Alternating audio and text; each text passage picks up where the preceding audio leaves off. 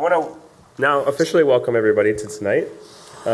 We have one of our speakers coming in by Skype, all the way from Ontario and Six Nations in Ohsweken.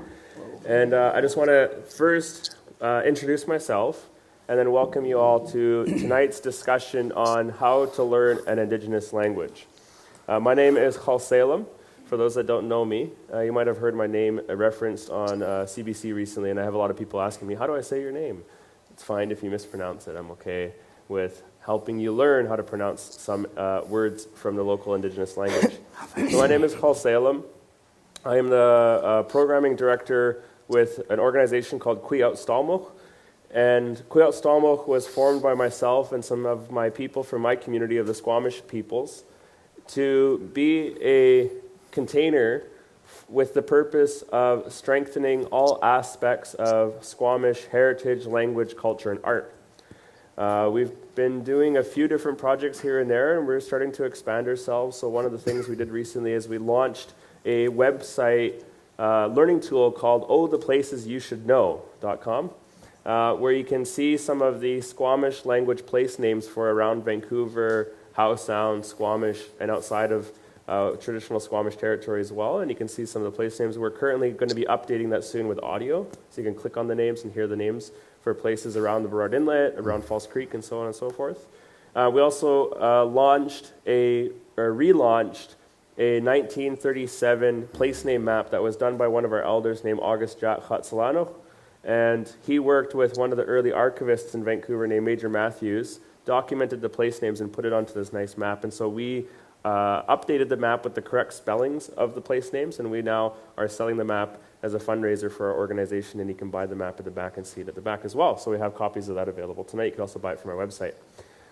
One of the big things that Stelmexw is working on and announced recently is starting in September, Stelmexw, in association with the SFU First Nations Language Center, are going to be offering a full-time Squamish language program at SFU. It'll be a certificate program for 8 months, running from September to April. It'll be for 15 students maximum. It's a full-time program, so 30 hours a week, 1,000 hours altogether, with the explicit goal to create fluent speakers of the Squamish language. The goal of the program is to operate annually, where each year we are inviting 15 students to take the program from around the local communities.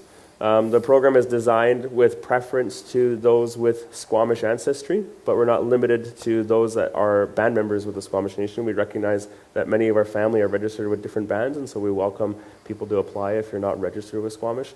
But the idea is it's going to be an immersion program. Every day it's going to be taught in the language. You're going to learn the language in the language, all that kind of stuff. And it's a new exciting program that we're launching. And so I'm going to be one of the teachers in the program. We're going to have fluent speakers and elders and that come and participate in it. So that's a little bit about Stelmexw, the organization that has put on this wonderful event tonight. So first of all, I want to give a shout out to Nikki Benson in the back. Can we give a wave, Nikki? Nikki, and then I also want to give and you have to remind me how to pronounce your name? Lilia? Yes, in the back there as well. One of our volunteers and one of our staff with Stelmexw who have been checking everybody in and registering and selling tickets and all that kind of stuff. The second shout out I want to give is to the SFU Vancity Office of Community Engagement, which I believe I said 100% correctly. And give me a wave, guys. So I want to thank them as well for collaborating on this event and giving us the space to use and hosting us here at their location at the Woodwards building. So thank you for all coming here tonight. I'm going to give you a little preface, or a little disclaimer, which is I'm just getting over a cold. So you're going to hear me go sometimes, hopefully not too often. We're going to have it video recorded tonight as well, so we have lots of people who couldn't make it tonight, or people around the world that wanted to be here but couldn't. And we're going to be recording tonight. Tonight's discussion will be shared online in a week or two.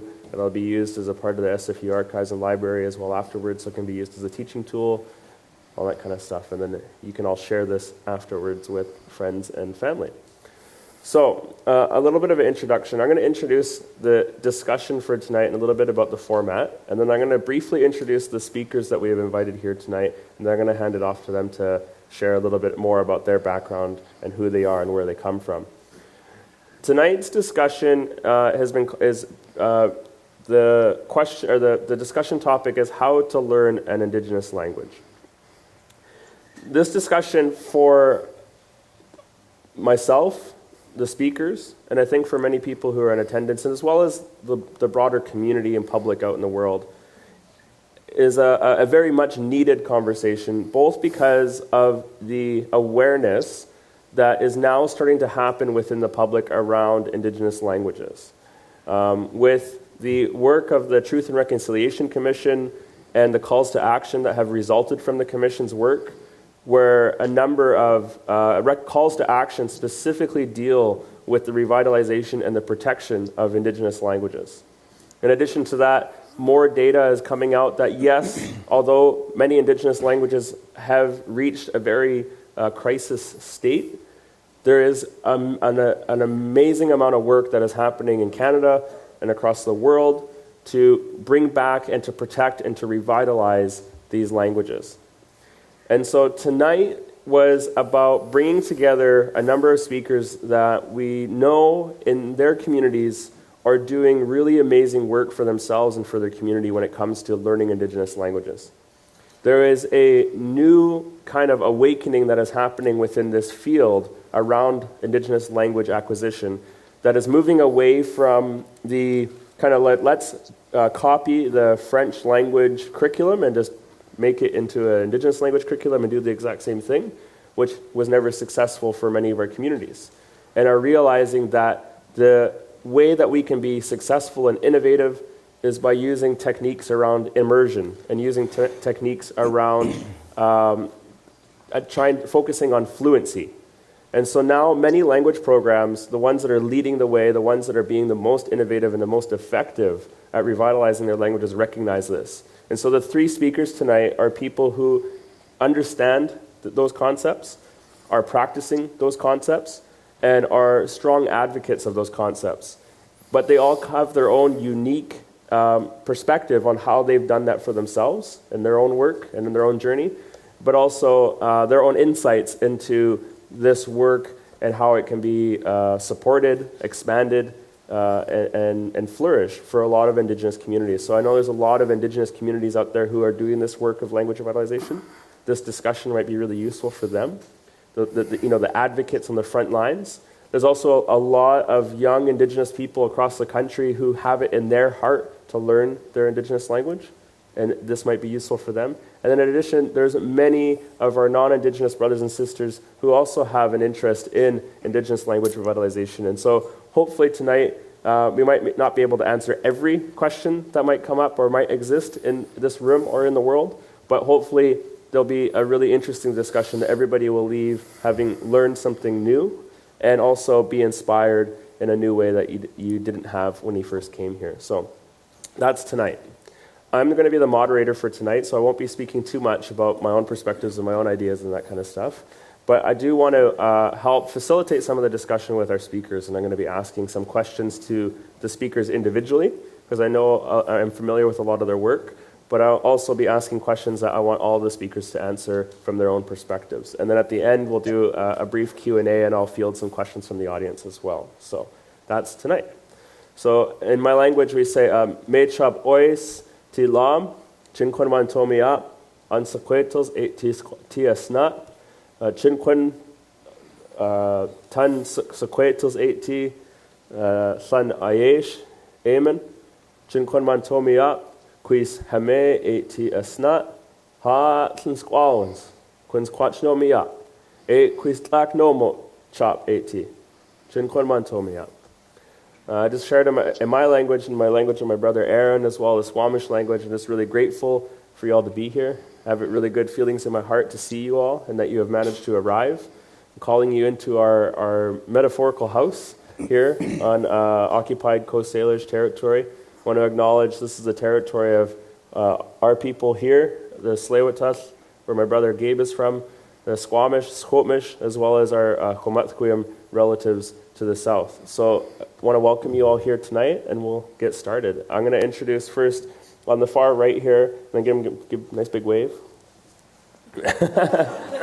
He's a real humble guy. This is one of my relatives.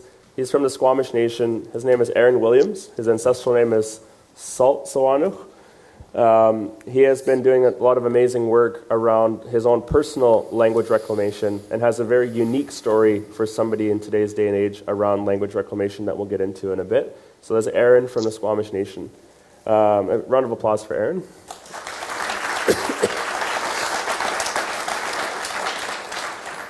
The next person I want to introduce is up on the screen here. If you give us a wave, Deo de sʔəθnəc.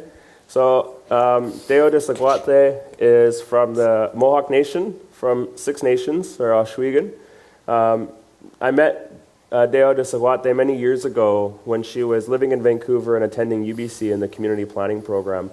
And she had really inspired me with her own work around language revitalization, being a participant of a language immersion school that had been created in her community that she is currently participating in right now. It's an immersion program.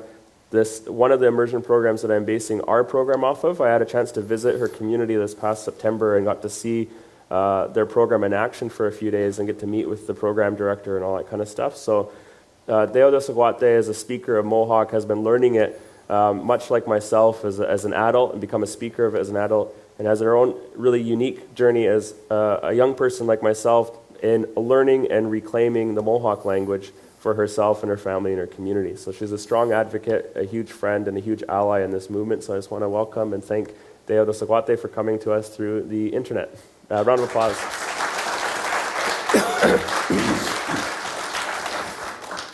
And then the last speaker I want to introduce is Gabriel George Sr from the Tsleil-Waututh or Tsleil-Waututh, depending on what language or accent you're speaking with, who is from what's often known as the Tsleil-Waututh Nation.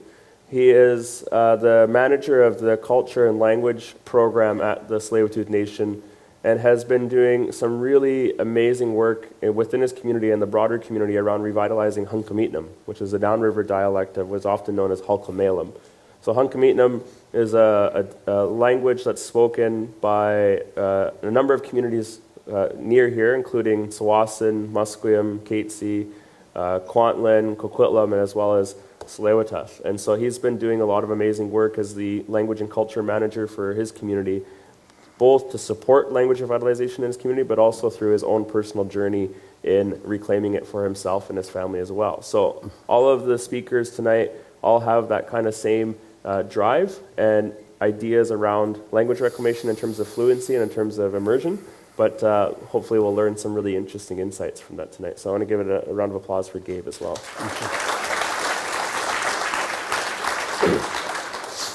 So we'll get started, and I just want to again thank you all for being here, and I want everybody to give a round of applause for everybody else coming here.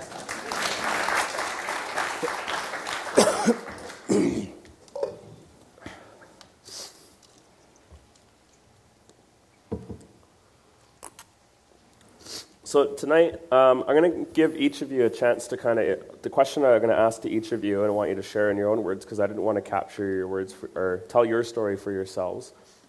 But I'd like to ask you about, for you to introduce yourself, a little bit about who you are and where you come from, but also maybe share with everybody here tonight how you got involved in the language, how you got involved with learning the language or teaching the language or whatever it is you do currently. How did you get involved with that? And I'll start with Aaron, and then I'll go to Deo de sʔəθnəc, and then I'll end with Gabriel. So Aaron, tell us a bit about yourself.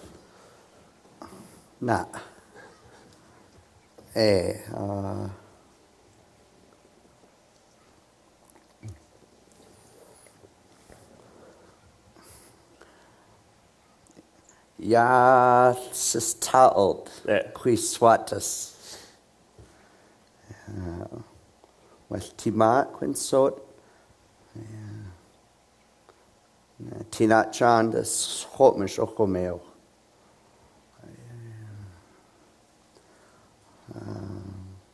Aaron Williams, Queen Sna.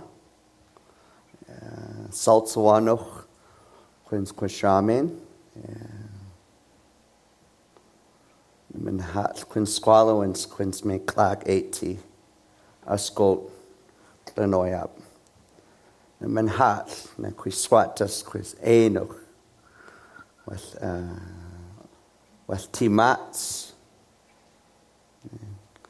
Quanch Tomoslas. tinanana. Na men hat quins na quite straight to snatchums chit.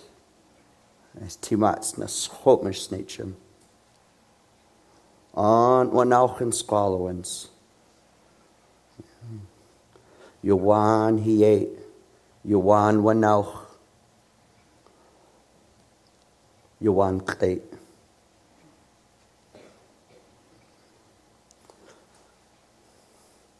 Qui tuch tata natas ti nananat. Na men hat quins showai us Gotland Saitlat. Was hat na huxtas tas nachum. Quins with inox. Men hats qui squienso. Was na men hats quins te quiet and maint. Tas ta llyn Saitlat. Was how can skates was hat quins you waints to snatchum chit. Hat quins na make we anta markwum. Hat quis make we tasta suplame. Was hat quis milk map main amen. A Scotland Saitla.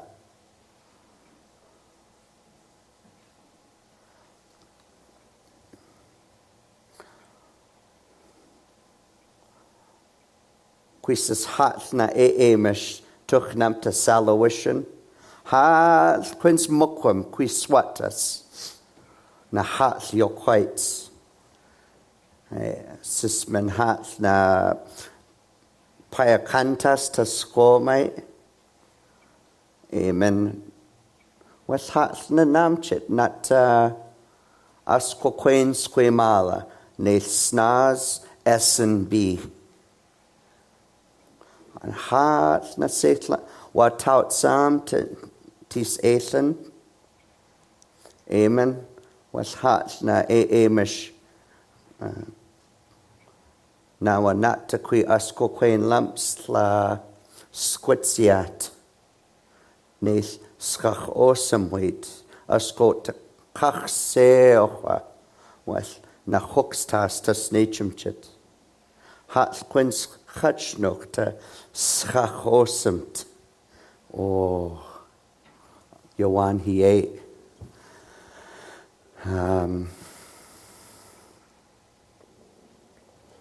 Well, I come from, as my brother had mentioned, from the Squamish people. And the language that you heard be used tonight is a direct result of being exposed to language at a young age. It was put to me by my brother, who's not here tonight, that I'm one of the very few that was actually raised with Squamish language. I never knew what my grandmother was doing with me. I just did what she would say. Go make the tea in the kitchen, or we would go and make bread together, or the best one was, I always remember, is washing dishes. Milk mop main. And yes, I can wash dishes. And I'm quite good at it.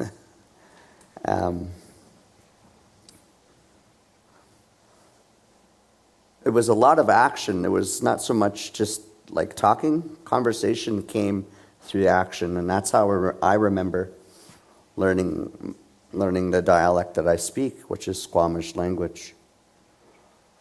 At the time, I really had no idea what was being given to me or being bestowed upon me or to use or whatever.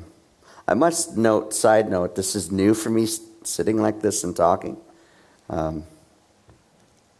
So you're going to hear a lot of irregular speech within me. I'll stop and you'll hear the word and little pauses. The light's kind of bright.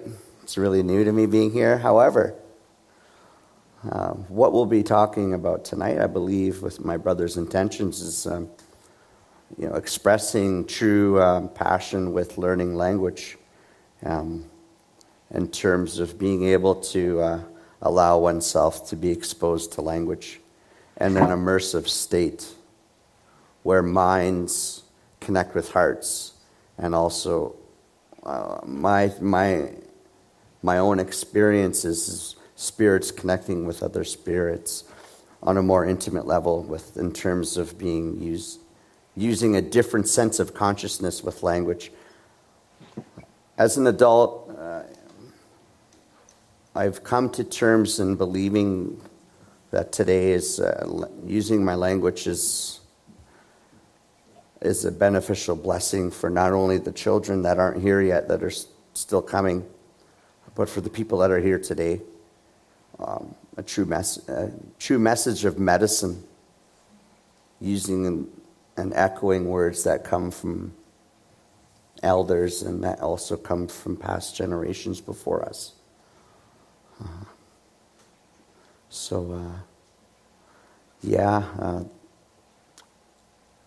Continuing to learn language has been such a blessing, and it's definitely benefited not only me and my sobriety, but it's also benefited each and every single person that I call brother or call sister, auntie or uncle, or especially friends. I don't know if that's if that's what you wanted. Yeah, that's great. Yeah. Thank you. Yeah. Part of tonight, one of the reasons I invited Aaron is Aaron came into my life about 5 years ago. 2010. 2010.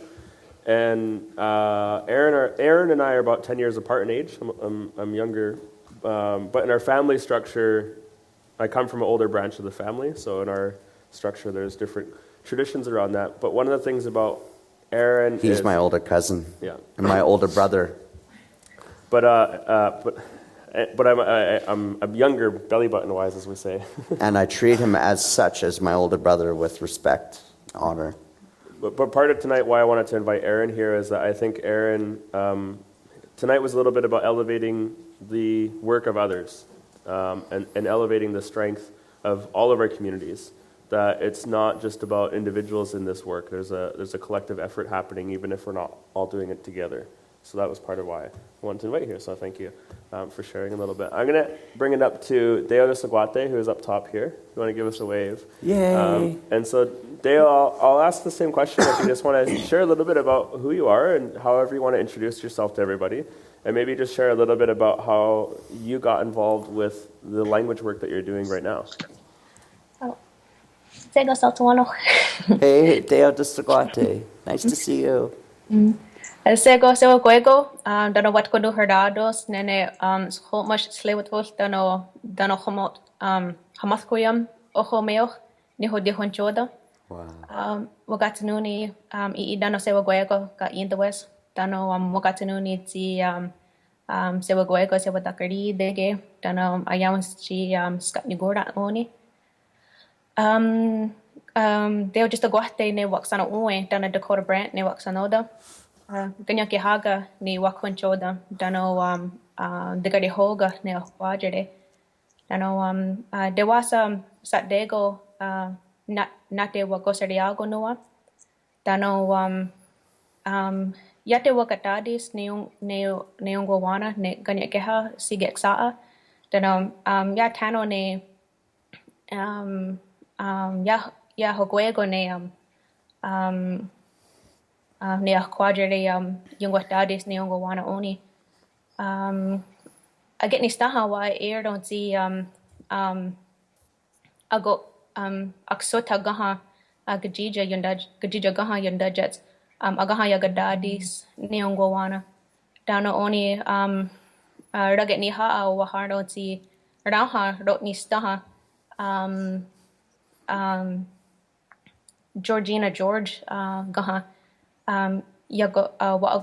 yagodadis ne yung ne radiwana ne onunya da aga ne chi agaha yate yati ke yonderi ne gaha non sego jun hetne tano etone so ya tano ne go wana ji wak wakatunde on nesi geksa etone nuwa yahwa jezo di yawri wheel ge wakatadis ona nuwa igere oyeri new sardage jinahe wat kadasawa ti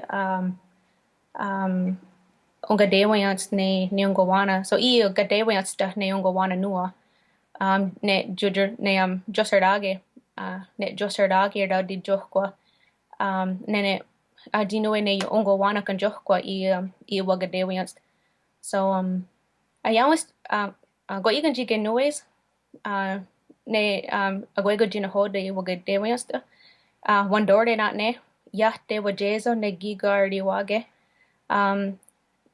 ne on hot jige noes no like chat de when you start age nene orhongene aguego ne raudi jokwa jiungo dewayas ne ungowana dit ethnoe yondewe atakwa I dewe ayagwa jat rodage dano just de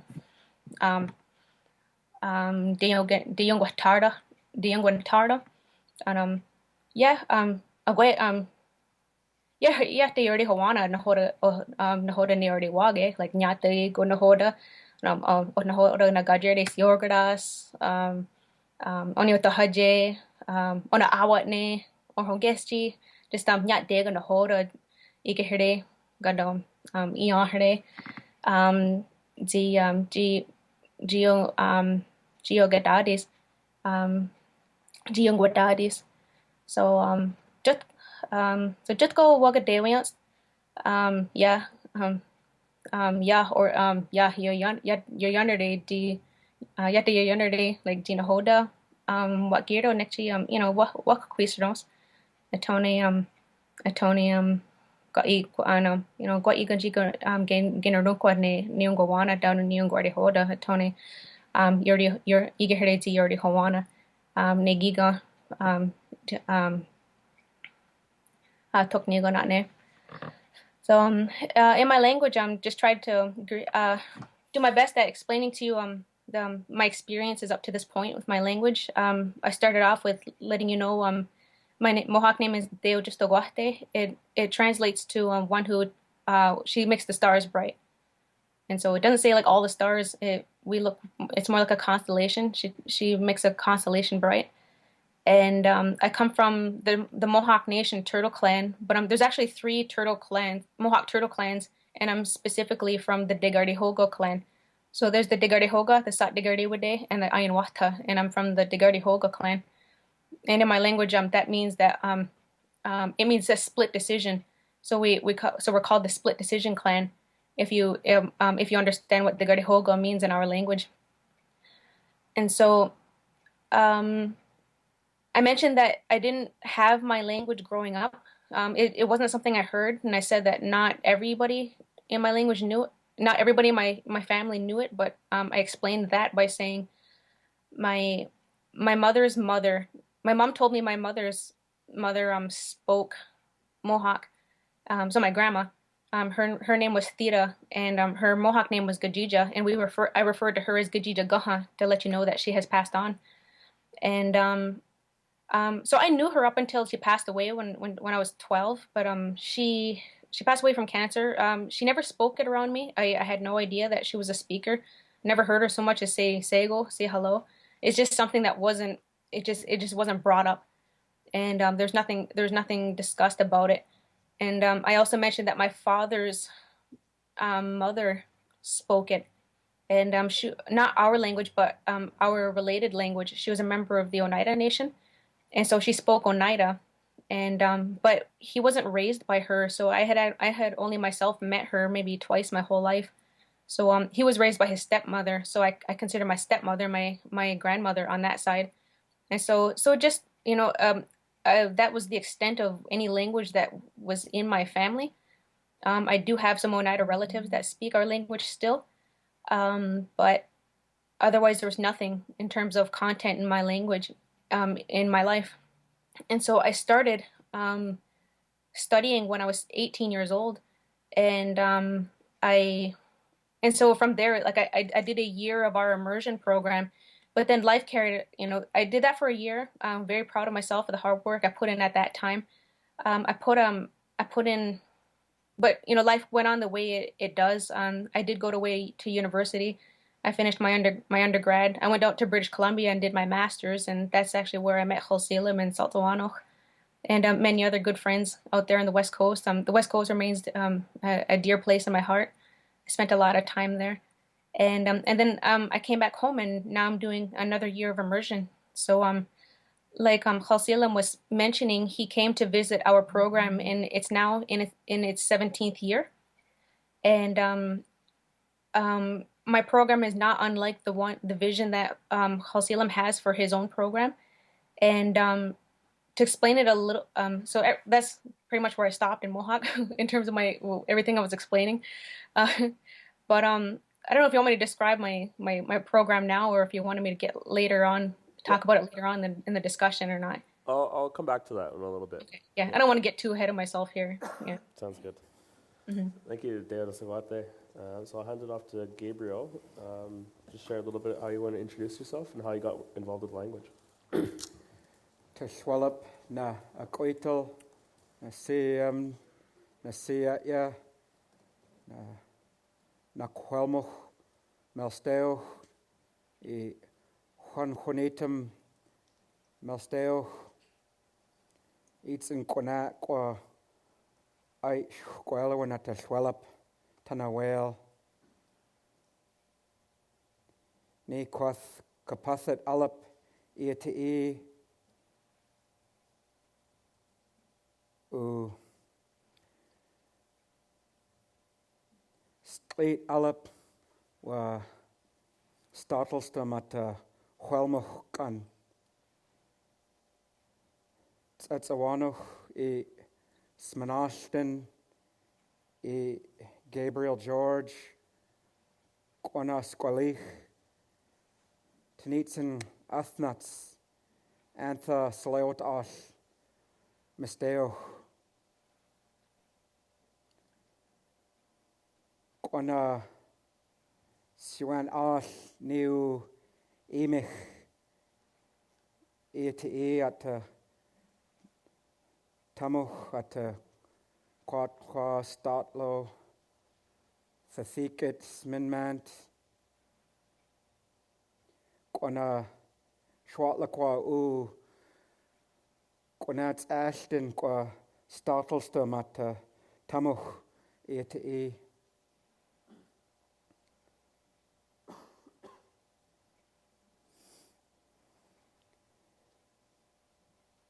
Nitsen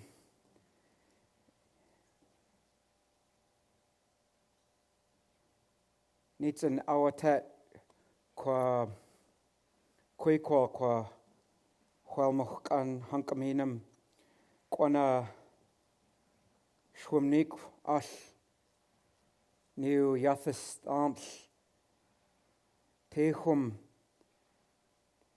Natewin Tehum Stlitsen quath startlestum qua Huelmoch kan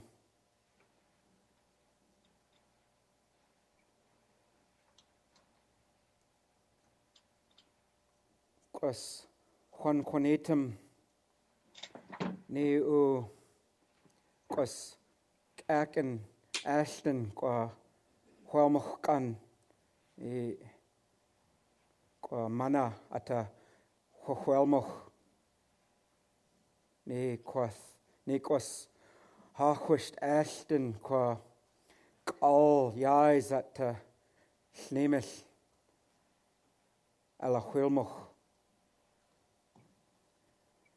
Stlitsen u Yakwithit qua all yais ne u Sakit at Huelmoch at tana Schwatlaqua Quana Schwatlaqua My name's Gabriel George, and I'm from the Tsleil-Waututh Nation, and I feel good to be here tonight. Some of my family are up at a ceremony right now, and I wanted to be there with them, but I also believe strongly in this work, and it's so important to who we are as Sʔəθnəc, as Native people. And I was saying in my language that I feel good seeing you all here, knowing that you're gathered here to try to understand a little bit about our Hwelmukkan, our native languages. And my name's Tsleil-Waututh, is from my late grandfather, Chief Dan George, and sʔəθnəc is from my mother, Susan George, and my English name, Gabriel George. Our surname George comes from my great grandfather, who was George Sʔəθnəc. And when my grandfather's generation, their dad told him, you can take my name or you can take your grandpa's name, and so they took George as our family name. And I was also explaining how when the first ships came here into Vancouver, it was in the late 1700s. And I wasn't explaining this, but I'm explaining it now. And my family, they went down, they wanted to see these pale people.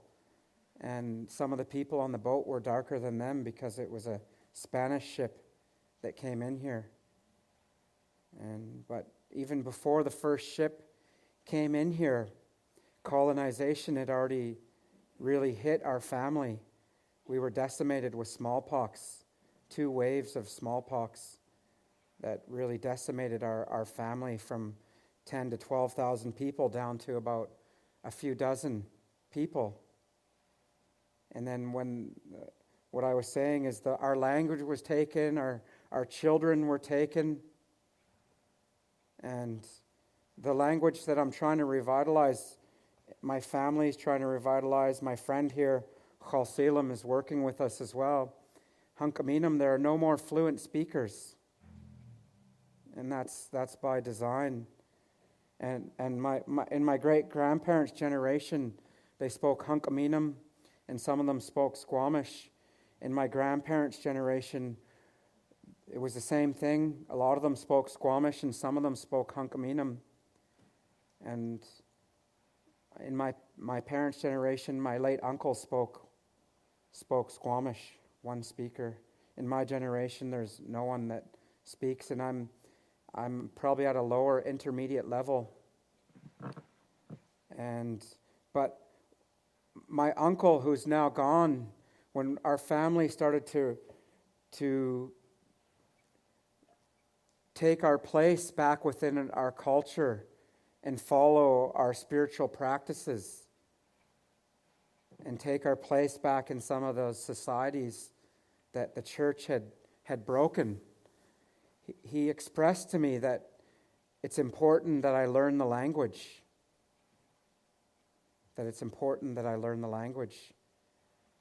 And so that's what planted a seed for me. And listening to him speaking growing up, I heard him a lot speaking growing up. And when I first started learning language, I started learning Squamish with my friend here, Khelsilem. It's how I met him. And then I was working for my own nation as well. And we also have a lineage to Halkomelem, going back to my great-grandfather's generation.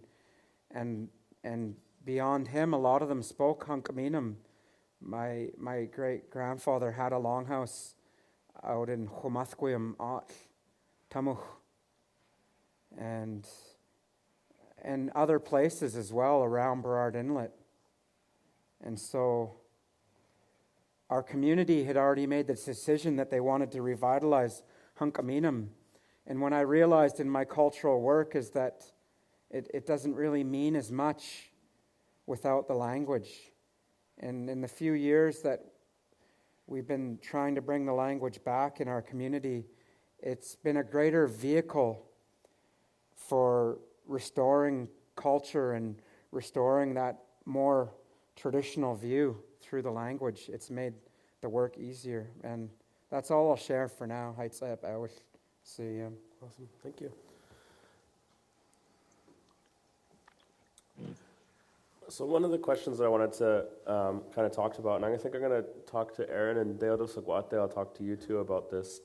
So Aaron, and I'll describe it a little bit, and then if I miss anything, you can fill it in. And same with you, Deodo Sʔəthnəc. So Aaron is somebody from the Squamish people who, like he mentioned, grew up with his grandmother who was a fluent speaker of the language and lived with her for many years and had the language spoken to him as a child that way. One of the few in our community, if at all any, probably the only one. And then more recently as an adult, Aaron has been doing a similar program to what I did called a Master Apprentice program. And I'm just going to do a quick show of hands. How many people have ever heard of a Master Apprentice program? Okay, so a few. So a Master Apprentice program was created by Leanne Hinton in California. She was a linguist and language advocate there, works with many of the Native American tribes on language revitalization. And she kind of came up with this system called the Master Apprentice program, which is you pair a fluent speaker, a master speaker, with an apprentice learner, so that you're pairing these two, that there's going to be an apprenticeship, and you do immersion together. So they recommend at least a minimum of 300 hours that you spend together doing immersion. And so Aaron's one of the people in our community that's been doing this in our community with two fluent speakers. One of them is Peter Jacobs, Dr. Peter Jacobs, who's a professor at UVic and a fluent Squamish language speaker, as well as a relative and a member of the Squamish Nation, and then also his godmother, Vanessa Campbell, who is a fluent speaker and elder in our community and was one of my teachers as well. So that's a little bit about Aaron's background doing immersion through a Master Apprentice program, where you spend hours and hours and hours every week, every month doing immersion. And so that's kind of a bit of the work that you've been doing. How long have you been doing that now? I started the Mentor. They actually changed the name to Mentor Apprentice now. And I started it approximately in March of 2015. Right. Originally was with Dr. Peter Jacobs. And for some reason, I don't understand, but my sʔəthnəc, my next parent, Vanessa Campbell, stepped in and offered to, in her words, was love and support me as well. And she actually signed on as a part of the Mentor Apprenticeship program. And I was told by the language revitalization specialist, her name is Aliana Parker, that I'm one of the first to actually assign with the Mentor Apprenticeship program with two language speakers as an apprentice. This happened approximately April of 2015. She signed on, and I've been working with them periodically throughout the past 8 months now, consistently, day-to-day basis, with a minimum of 2 hours per day, one with an hour with each of them. Yeah. Nice. Yeah. I know that, so one of the things that I also forgot to mention about the Mentor Apprentice program is, so the organization, what's the name of the organization that's funding the program? From what I've been told, it's not really a part of my profession, what I know. However, as an apprentice, I seem to have been signing papers that were going towards a name called First Peoples Cultural Council. Mm-hmm. And there was a lot of direction of my paperwork that had to go to them. Mm-hmm. Yeah, and so the First Peoples Cultural Council funds somewhere between 10 or 14 teams across British Columbia. Aaron is currently one of the teams, as I understand it. Yes. That's being supported. And so they fund these pairs. In most cases, it's one mentor speaker and one apprentice. Aaron is very lucky. He has 2 that he's working with, as you mentioned, which doesn't often happen. And so they financially support the apprentice with a bit of a living allowance, and they financially support the mentor with a bit of a living allowance so that they can dedicate the time needed to do that kind of stuff. Could you share with us a little bit, maybe let's talk about with Peter. Peter is not an elder in the community, not yet, and he'll laugh when he watches this. But Peter's a bit younger, one of the younger fluent speakers in our community. But I'm curious, and I want to hear a little about what are some of the activities that you guys do together when you've been having some of your sessions? Not to sʔəθnəc. Yeah. Okay. Yeah. I've noticed that partial to the work that I've been doing with Peter Jacobs is a lot of my thinking apparatus has been structuring itself around language. There was a time where early in my sobriety, in 2010, as my brother mentioned, when I was kindled into his life, I heard him say that, and it really reflected something I heard my grandmother say. My grandmother, she used to always tell me that even if I can learn one word a day, I'm carrying my language. And that always stuck with me.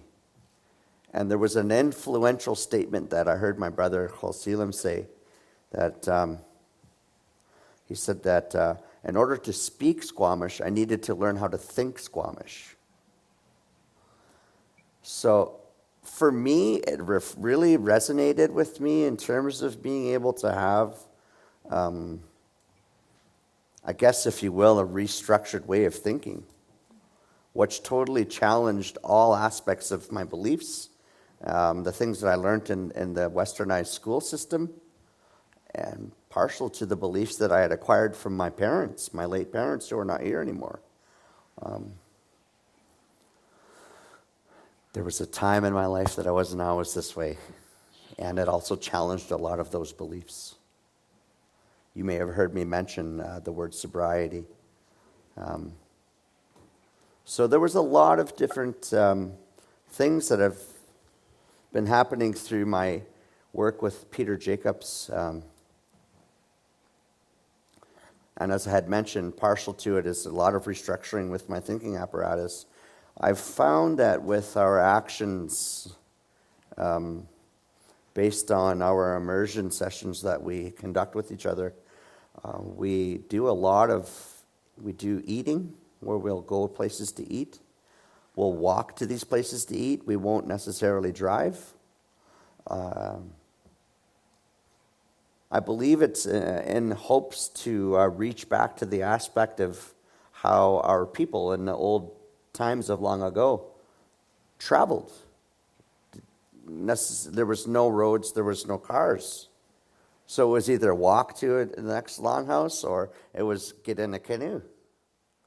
So we walk to a lot of different places and we'll talk about different things. And we go to different places throughout the area of North Vancouver.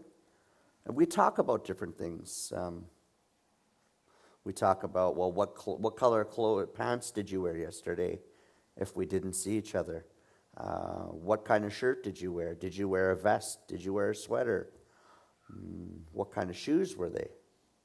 You know, and we kind of, we have this thing where we'll get into a discussion where we start to look at words and try to, acquire a different sense of understanding about how to say something. Like, so the word rhyme, rhyming, or, making words mold with each other. So we come up with the word Tsleil-Waututh. And my brother, he knows what I'm saying. So we've looked at that word, and we have these he had said Menethayakap.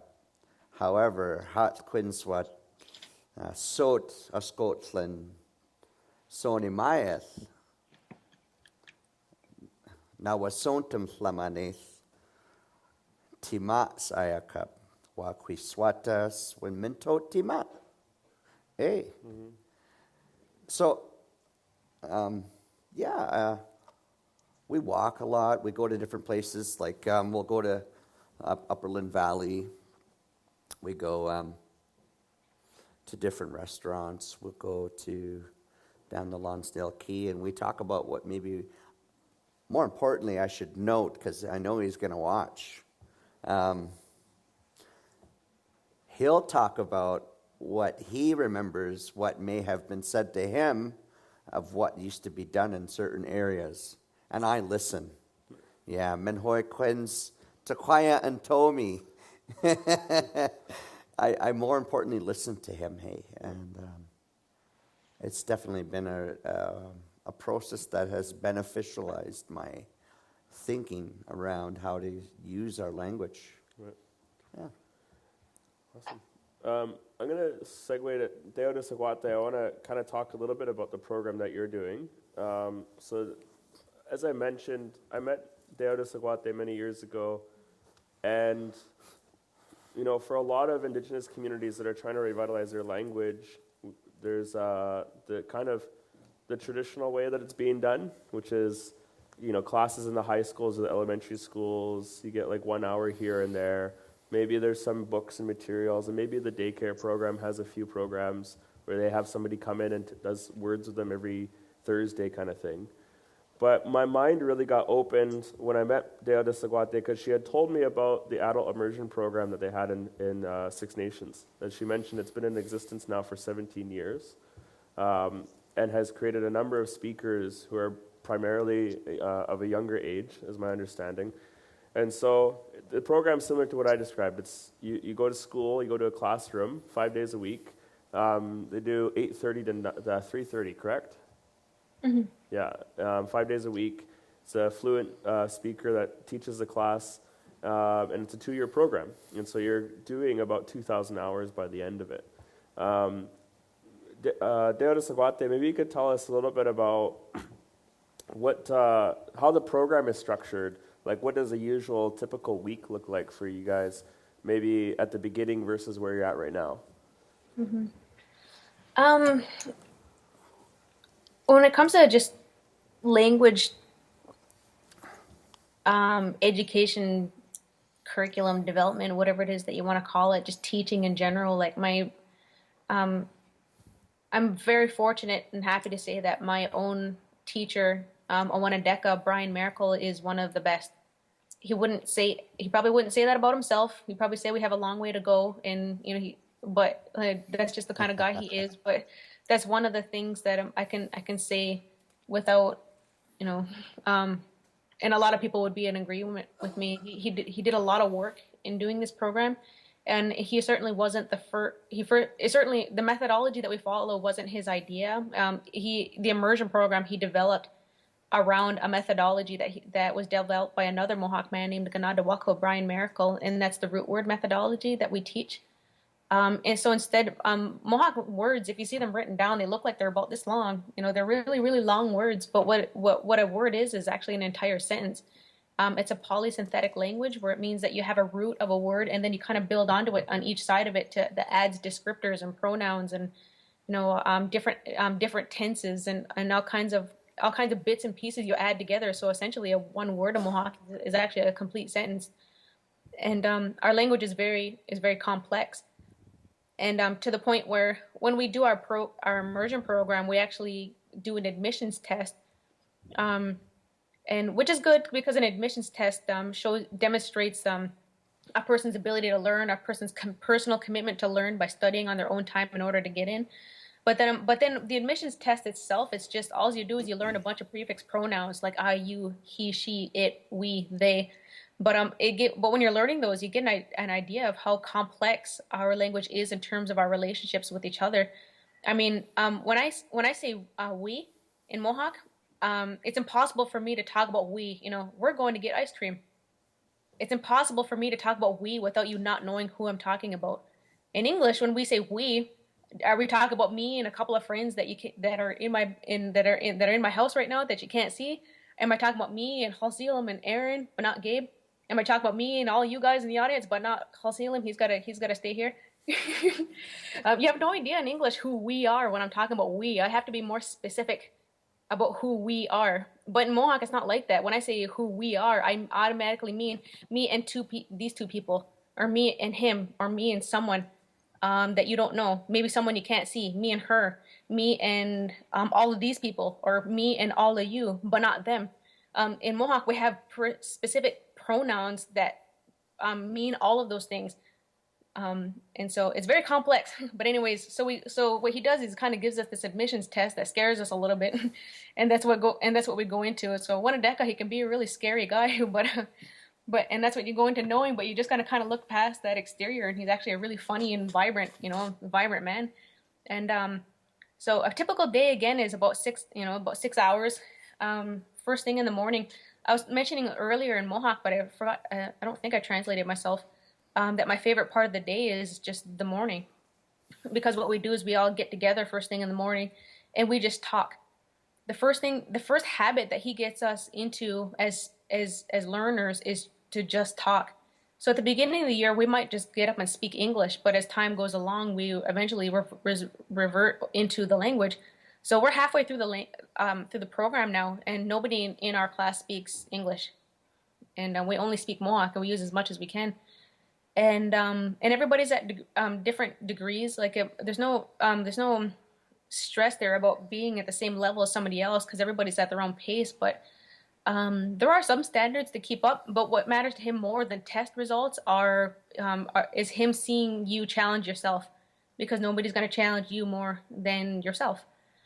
And so when we get up and talk, we talk about whatever we want. I could tell you, I could get up and tell you just what I did last night. Or, and something happened at my sister's house. Oh, what happened? Or I'm feeling kind of sick and tired today. Or maybe I'm got a headache, or I feel like eating ice cream, or you talk about whatever it is you want. And so we go around, and that takes up almost the first 45 minutes of class. Like, we don't actually learn anything. What we're doing is just being together. And we stand up when we talk, because it's a very important thing in our culture that we produce speakers, but not just for the sake of speaking language, but because being a good orator is of great importance in our culture. It's important that we teach people to project, to have power, to learn about power posing, and to learn about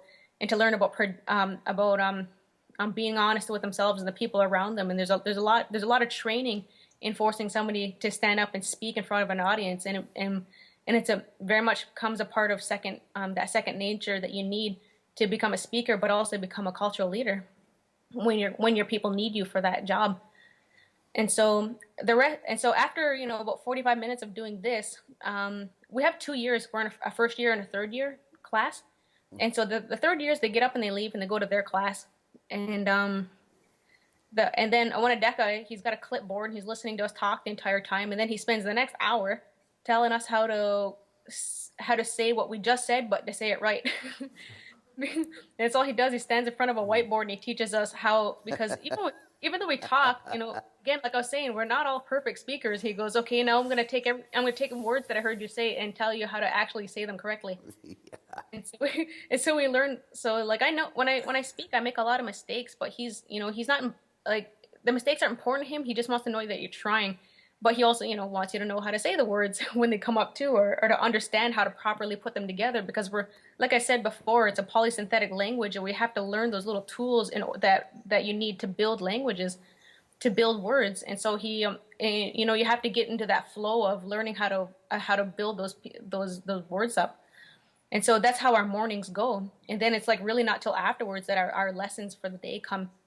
And we start to progress more. So it's so important to him that first thing in the morning that we just talk.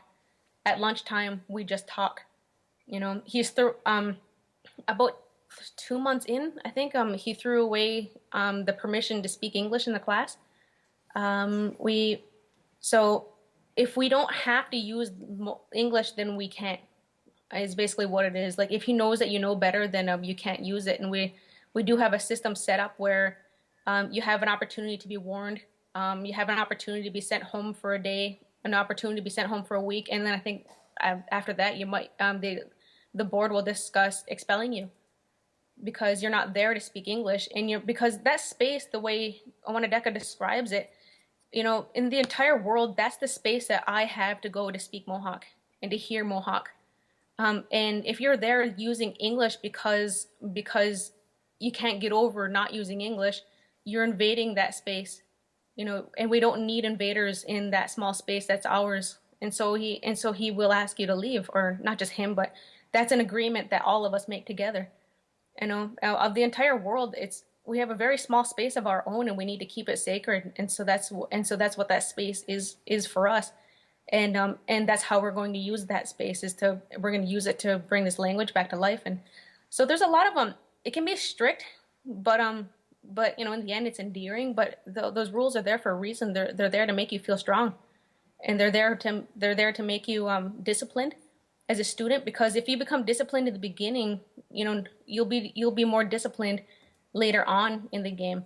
Because when the classroom is done and we're all graduated in May and we're not in class together anymore, the people who were really disciplined at the beginning are the ones that are going to have a more resilience. They're going to be more resilient when it comes to using the language in their own life, introducing it to their children, their families, or finding other means of keeping it alive in their language, in their lives. And so that's how our days generally go. We speak Mohawk all day long. We eat lunch. Couple days a week together. Most days we eat lunch together, but he kind of makes us eat lunch together, like on Wednesdays, that kind of thing.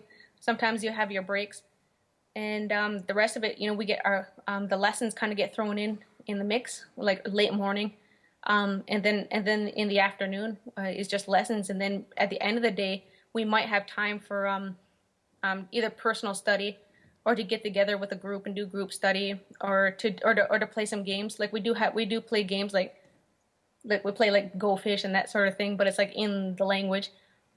And so that's what a typical day looks like for us. But the biggest thing that he wants us to take out of it is discipline when you're learning, because again, nobody's going to make you learn this language, and it's hands down when it comes to your way of life as Indigenous people, no matter what nation you're from. Learning your language is hands down the hardest part of your culture, of your way of life. It's the hardest thing that I've had to do, and I know that it's like that for a lot of people, because if it wasn't the hardest thing to do, then it wouldn't be the hardest thing to revive. But essentially it is. It's the most difficult aspect of all of our cultures to revive. And so he's building us to be resilient to be resilient students and learners in life as well. So. Thank you.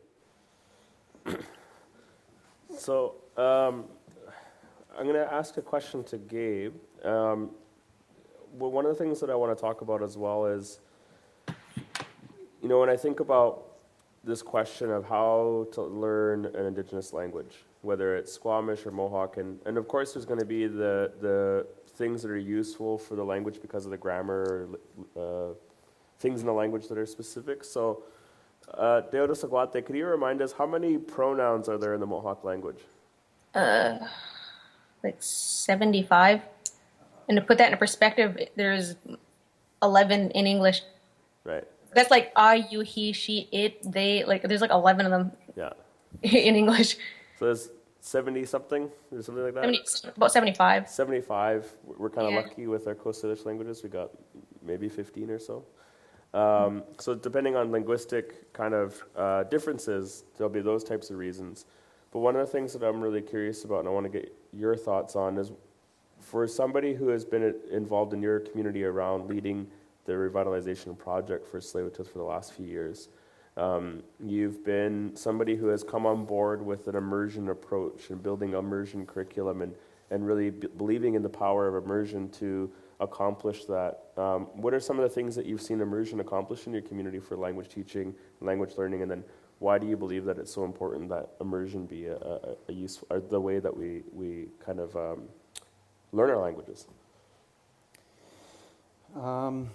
I think, using the immersion approach, one of the biggest and most important first things is that you're not doing it through your dominant language mind.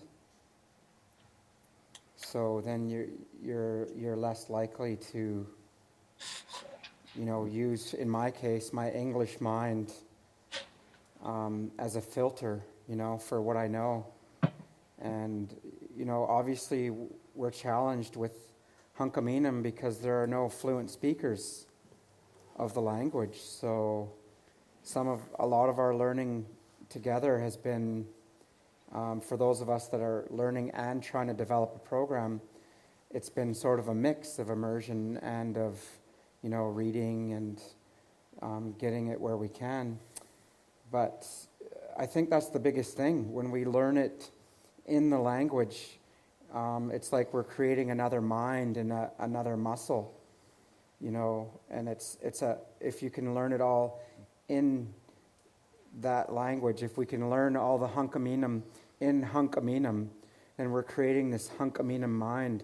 We're not creating this sort of filter in our mind where our, Halkomelem is going to go through our English brain and then it's going to come out. We're creating a separate sort of mind for that, and I think that's one of the most important things with immersion. And also, like my sister was saying, is we don't have any places like that where our language is sort of takes precedent, and everywhere else we go, it's English or it's other languages. And so it gives us a chance in our classroom to have a time in the language. And yeah. Cool, thank you. One of the things I really want to ask about as well is I was watching a video of a Maori language speaker and an activist in New Zealand who's a friend of mine. Her name's Hannah O'Regan. She's actually going to be coming to Vancouver in March. Our organization's hosting her at our gala that we're organizing. Quick plug for our gala. March 11th at the Chief Joe Matthias Center in North Vancouver, and she's going to be coming from New Zealand, but she said something in an interview she did for the national news in New Zealand, and she talked about that in this work of language revitalization, there's many paths before us. There's different paths that we can take and different things that we can do and focus on or work towards. And she says that each of those paths have different obstacles. They're not all the same obstacles. So if we look at the past, we know that there's going to be different obstacles on them. Some of the obstacles we know, we can see. Some of them we won't find out until we start traveling on those paths. For you, Gabe, the obvious one is obviously going to be the lack of speakers. And a little bit the same too for the Squamish language. But other than the lack of speakers, other than having speakers around, I want to ask all three of you, what do you find are your own personal obstacles that you've been having with your own journey around learning the language? What are some of the challenges that you've experienced in your journey to stay in the language, for example, if you're doing immersion, like if there's challenges around that, or other challenges that you might have? And maybe I'll start with you, Aaron, if you could just talk a little bit, condensed or brief. Sure. Yeah.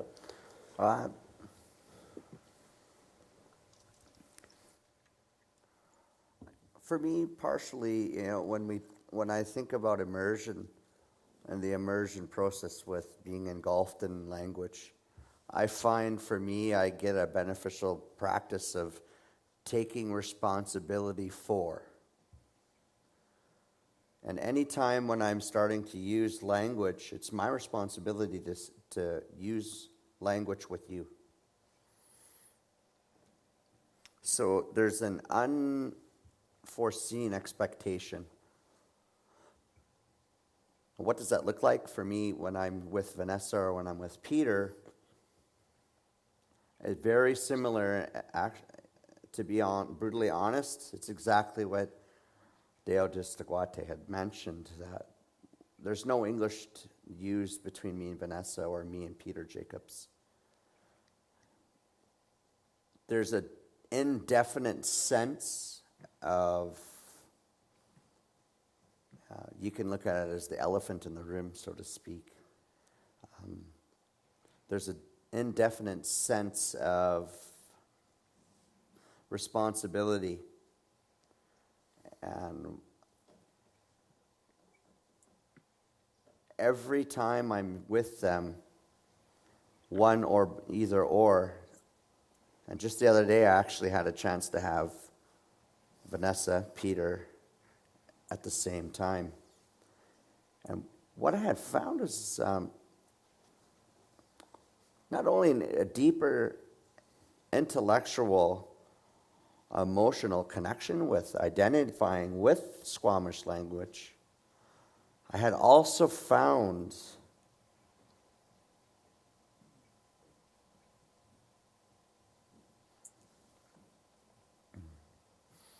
I had found an interpersonal connection with past, present, and future people. And as a result of that, I found a new belief within myself that it's tough to put it in English. There's a new sense of rebirth within me, and it's going to carry on to my son. He's 3 years old, and he has 4 sentences that he says absolutely perfect. And he has these things that we may know them today in English as traits. So Squamish thinking traits. So he responds, and he also reacts to certain things that he hears being said. It's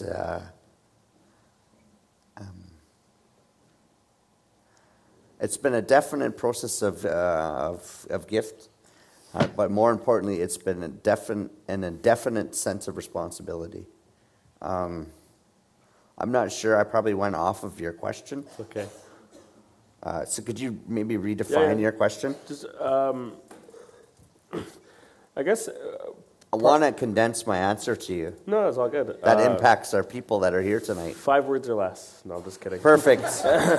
Perfect. I can do that. One of the things that I always had a challenge with when I was doing immersion is, and First Peoples Cultural Council, they do a workshop with all the teams that right. you guys attended. Right. And so they had talked about strategies for like, what do you do if you're, okay, I got 10 hours this weekend with my fluent speaker, and what am I going to fill that time with? And, they'll tell us things like watch TV together and put it on mute and then talk about what's happening on the TV. Or they'll tell us to play card games with each other, or do the dishes, which Aaron is apparently the greatest person in the world at, in the Squamish language only, though. I can talk about it in Squamish. You can talk about Squamish dishes all day long. But very different worldview around dishes, right? No, I'm just kidding. But Major impact, man. Yeah. One of the challenges that I think about, from my own experience, was around just like you get to a point where it's like figuring out, you have to be creative in the moment kind of thing, about what you want to talk about, what you're going to, okay, let's talk about this or talk about that. And so I'm really curious about like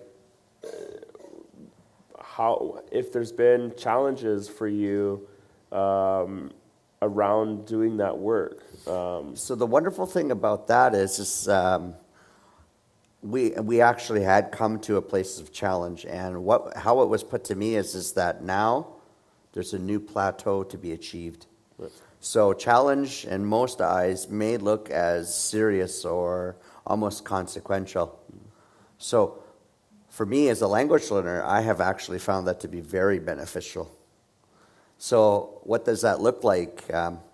We had found challenges in terms of interpersonal conversation, so from one to one.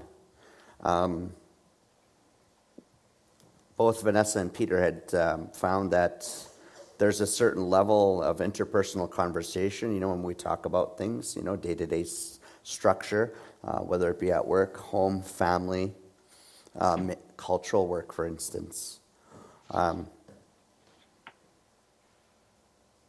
It became to a point where it was only repetitive, and it wasn't so much where I wasn't language hunting anymore. Right. And it was pointed out to me that it was brought to me in a really, really humble fashion that that maybe there might be something else that we could talk about, is how it was put. Instead of dishes. And most importantly, instead of dishes, yeah. So, I wonder, so I had mentioned that maybe it'd be nice to start learning more about how it would be to talk as a speaker at a naming, or a speaker at a wedding, or a speaker at, some or one of the many cultural works that we practice as not only Coast Salish people, but also, more importantly, as a Squamish speaker. Creating operations within our cultural works as Squamish people, which is very, very, very similar to most that are really, really close to us, eh? So we had talked about going out into the woods and actually just engaging from start to finish at a naming, being a speaker at a naming ceremony, and not around people just in the bush. So, so that's, so the definite challenge is, that I've found most importantly is time. Time. We all know, and I'm sure Deo Distaguate can attest that from learning your own history of your people, before colonization, there was no such thing as time. So everybody had all of this copious amounts of life, unstructured. And it was just everybody talking to everybody. Now we have this thing that's so constraining that's called time, and I've found it to be very challenging. So time is what's been the most unbeneficial factor in learning thus far. Right. And also, too, interpersonal conversation has come to adjust. Right. And now we're looking at different things in terms of not only one-to-one conversation, I'll end with this, also, more importantly, I guess, a formal constructed conversation in terms of a cultural work is what's next, and that creates a whole new set of dialogue. Right. New subject matter, new words, new vocabulary. Yeah. As you can tell, I'm not really good at English language anymore. Okay. The thing about it, and I went through a little bit of this experience, and maybe I'll ask you a little bit about it too, Deo Disaguate, is there's a point when in your learning where you just start to think in Squamish, right? Where your thoughts are now coming to you. Yeah, I orientate conversations in English. Right. In Squamish now. Right. Whereas before I used to look to orientate English conversation in Squamish. Now my mind just totally apparates it in Squamish. It's amazing the amount of adjustment that's happened. Right. Or value, if you will, internally, right? Right. Yeah, it's just been amazing how do you put it? I guess, the view in terms of oral transition, and also the value has become so prominent now. Right. For me as a language learner today, as an adult, yes. Deo Disaguate, maybe you could share a little bit with us, same kind of question. What have you found to be some of the obstacles in your own personal journey? What are some of the challenges you have, either for yourself or for your journey to learn the language? What's been your experience with that? I'm finding I have a few different points around that, and a lot of it just has to do with the community dynamic when it comes to our language. Right.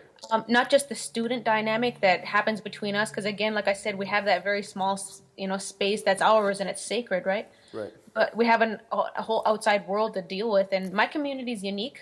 We have 6 different languages represented in our community, and Mohawk is one of the stronger ones.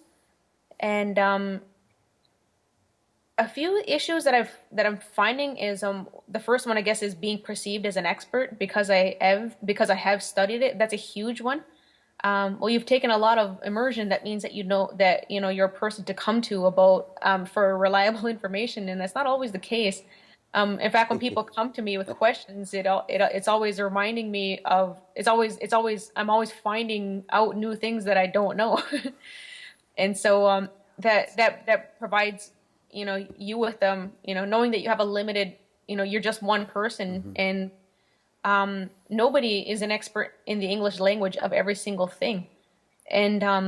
And then, when somebody wants to come to you and learn about words about basketry, I'm like, well, I'm not a basket maker. So it's not vocabulary that I thought to just come up with myself.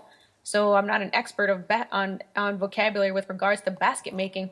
And so people might say that, like, well, that must be just something that's extinct in our language and it's just dead. I'm like, no, it's not dead. It's just, nobody's around. It's just something that somebody needs to study.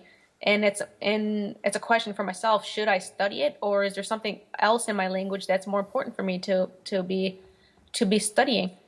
And so you really have to pick and choose the things that you're going to be passionate about. And unfortunately, like, you can't do everything, but that's why we need to work with each other and embrace the talents and interests that everyone has, so that these things are being picked up from people. Going back to that idea of perceptions in the community, you have to do a lot of convincing of people in your own community of why we need it, why we need our languages. We've gotten to this point where we don't need an Indian agent to be physically present to oppress us anymore. We're doing it ourselves. Language should be a priority, and the first thing you get is hands up saying why. It's only used in the longhouse. And so I go to church. I don't know why I would have to learn that language. It belongs in the longhouse, and a lot of people have gotten to that where it's a ceremonial language. And when something is limited to ceremony, that's actually a hint of the destruction of a language, when it starts to becoming limited to areas of religion. And so there has to be that does exist in our community too, and it exists even among people who are speakers, where if they attend longhouse, they tend to think that it's only supposed to be used in longhouse as well. And they can't perceive themselves using the language in other means. To go to the store, I want to go buy myself a bingo scratch ticket. I want to go buy some gas. I want to go to a restaurant and I want to order some coffee, and I want to do it in the language. People don't think of that as being a part of a possible reality for us. And in my own community, it has that possibility. Like, we have, like, my community of Six Nations, we have 23,000 band members. It's the largest population of a single band in Canada. We have the population to make this happen, but it's just that hurdle of perception around what language is for, why we need it, why should we use it, how can we use it. And then you have a very small population of us who are taking a very specific focus at it, and knowing full well how our limited abilities and our understandings, but being perceived as the experts by these other people, by the rest of the general population. And so those are all things that are kind of like those are the things that you carry that with you when you're learning your language. You become an unwillful ambassador, whether you like it or not. Some people do look at you as being you're the one that's keeping it alive, or as long as you're keeping it alive, I don't have to do anything. Some people do treat it like I'm going to let's say, I don't get too much farther on it because I keep seeing Khelsilem go like this, like, yeah, I know. I totally get it. That's my Squamish way of listening, when nodding my head and going, oh yeah, yep. Like, everything she says is true. Yeah. Because it is like you take these things on that people, you do take on the hopes and dreams and aspirations of other people. People who think that they themselves just aren't at that mental place where they can actually think of themselves as becoming fluent one day, and that's where some people are at with their own colonization and tackling it and being a part of their own family and their own clan's process of decolonization. And so ultimately, it's again, like I said it before, it's the hardest thing you will ever do, but it's also the most rewarding.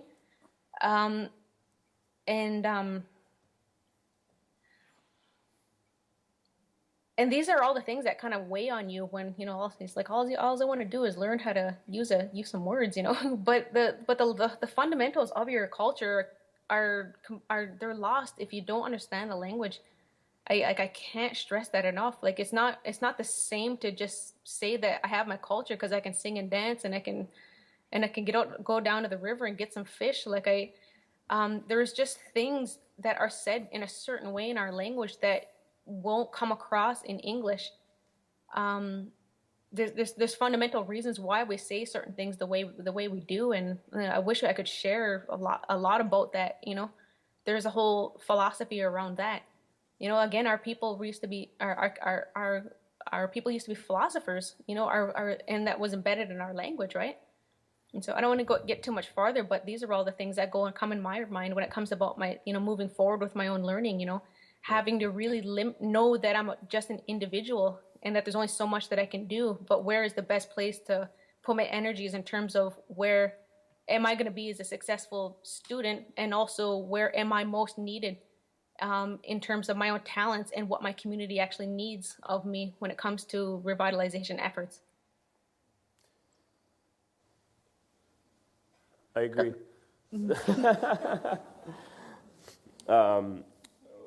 I'm going to ask Gabe, I want to ask you a question because I think I know a little bit about your journey because I've been along with it for you since the beginning, basically. But maybe you can share, I'll ask the question. I know I know the answer, but I want you to share with everybody here tonight and everybody that's watching.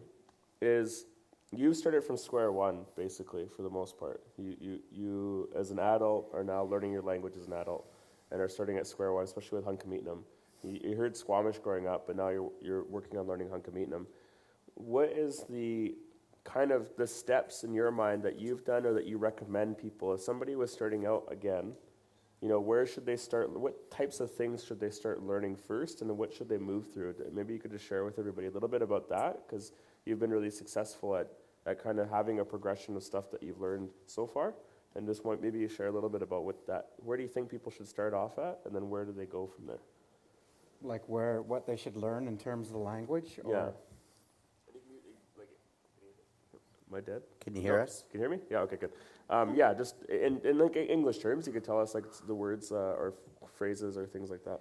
So like when I started learning, we started with basic questions and we would use obvious objects. So we'd ask, what is that in the language? That is a cup. And then, you know, I'd ask Aaron, what is that? That is a cup. Then I'd pass to him and, okay, now you ask Khelsilem, what is that? Say, what is that? Stamti. In English. Oh, what is this? I'm kidding.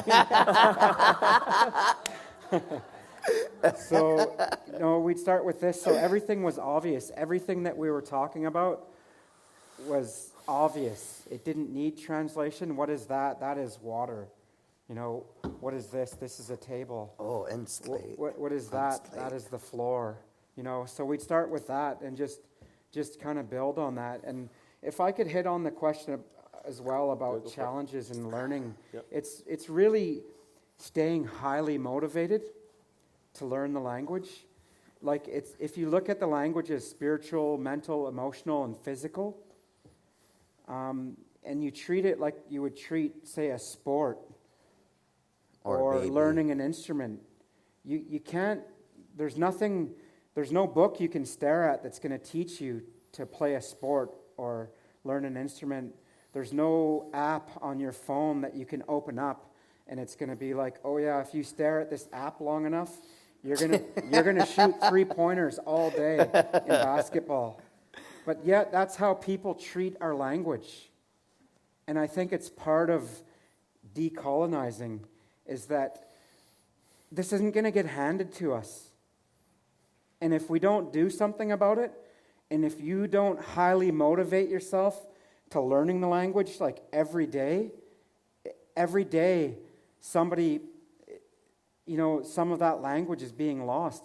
And the challenge is being motivated to jump into the language and to stay in it and to practice it and to thirst for it and to search for it and to scratch and beg for it, to put aside, any ego for the sake of language. And if a message that I like to pass to anyone that's here in this room and comes from an Indigenous community is, be highly motivated to your language. Don't expect it to be handed to you. And make the effort to learn it. And, and for me, it's a reminder, sitting here tonight, hearing Aaron speak, hearing our sister speak. I apologize for not remembering your name. Deo Distagwade. And it's a reminder that I need to stay highly motivated. And that's the challenge. And remember, it's a skill. And it's also spiritual. And are you going to get spirituality from an app? No. Are you going to get spirituality if we can make a little video and we can stream it to you? No. You're going to get it by practicing it daily. And language is the same thing. Sports is the same thing. If I wanted to get good at weightlifting, I have to practice it every day. Every day. And language is the same way. And you have to be able to, go through, you have to be able to be not afraid to really sacrifice for it. Really sacrifice for it, because it doesn't matter if it's offered in your community or it's not offered in your community, or if there's a class available or not. I find, because I've been teaching for a while now, and not just in my community, but sometimes in other communities, I've heard the same reasons. And it's not just with language. I'll do cultural things. And I've heard the same reasons why people can't do it. But then there's that small percentage of people, and you'll never hear those reasons from them why they can't do it. They're just there doing it all the time. So I encourage you to be one of those people. There's not as many of them that I see in the work that I do. And so that's the challenge for me. I say this to all of you, but that's my challenge. That's my challenge, to stay highly motivated and to not make excuses. Tamat Kutsi. Tamat Kutsi. I agree. Tamat tight. Yeah. We're gonna. I have a quick. Some quick questions. I want quick answers from everybody that I'm going to ask you. So maybe I'll start with 5 words or less? Huh? 5 words or less? Yeah, 5 words or less. Some of them are going to be 3 words or less. All right. Deodo Saguate, I'm going to start with you. What are, let's say, like, kind of following what Gabe was talking about, what are, like, 3 words that you would tell people? What advice would you have? You could say it in 3 words. What are 3 words that you think people really need if they're going to try and learn their language or want to learn their language? What are 3 concepts that you feel these are the most important principles or values you need to have? Mm-hmm. One is to quit calling it practice, because if you want to learn a language, you don't practice your language. You got to just accept that it's a part of your life and just speak it. I think that's a big one, because it's like, I should practice my language more. Like, no, if it's a part of your life day to day, like, you don't call things that you do every day practice. You don't practice for the real world. You just live in it, right? So there is that perception right there. It's just kind of like, okay, if I can just get 300 hours of it in, if I can get 1,000 hours of it in, I'll just be fluent. But, and I don't have a plan for after that, really. Like, if you just kind of treat it like it's a part of, like, accept that from now on, I'm just a Squamish speaker. I'm a Mohawk speaker. I'm a Halkomelem speaker. And then I think there is a type of there is a very specific attitude there. The next one I would say is do it even if you don't have a good answer for why you do it. It's like people ask me why I learn my language. It just makes me feel good knowing it. It's brought a lot of depth to my life, a lot of understanding to where I am at as an individual and why my family and my nation are the way they are. and both in their strong areas and in their weak areas, in both. You know, it's helped me with that, and I know it's helped me be better informed in terms of where I want to go forward as a Mohawk woman. And then the third one I want to say is practice. You're not going to get anywhere if you don't practice. After all that, I'm going to say, well, maybe you should practice too. And surround yourself with good, positive people. It's like anything that you're going to do with your life. If you have something that you're passionate about, make sure that you have the time to make sure you have the space around you to be passionate, and fill it with passionate people, you know, that are going to support you in that initiative. You know, it might only be one person at first, but make sure that you're letting that person in and in the best way that's going to maximize it for the both of you. In some of our communities, we don't have the luxury of hating speakers. If you don't like a speaker, you don't, like we have the options of liking or disliking people, but in the language community, you don't really have an option because you have to talk to each other. So that's a funny reality to live with too. But yeah, I'll try to leave it at that. One of the things that you're reminding me of is one of my teachers in life, one of my life teachers, gave me this quote what I always found it's like a Zen quote around, he says, to practice mastery, you have to master practicing, right? And so I when I think about practice in that sense, it's like in order to become a master of the Squamish language, in order to have a mastery of it, a command of it, a strength in my skill of using it, it's just like constantly practicing it and building that to be my personal practice of being a speaker, like she's talking about. And that the more and more I practice, the more I'm going to become a master, or have a mastery, not so much a master, but have a mastery of it. Sʔəthnəc, in 3 words or less, because we're going to wrap up soon. What are 3 words, or maybe 1 word, or one value you think is really important to have for people that want to learn their language?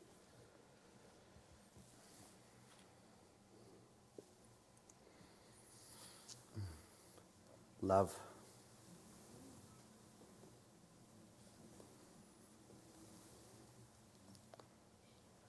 There's no more beautiful English word to describe what I have for my language.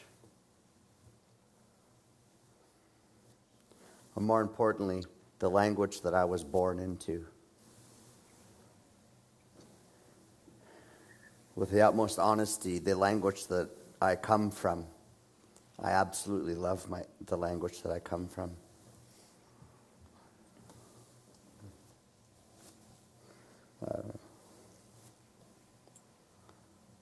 It was said down on that mountain in Chikite that they will never forget their people and that they will live on through their people, no matter what happens. And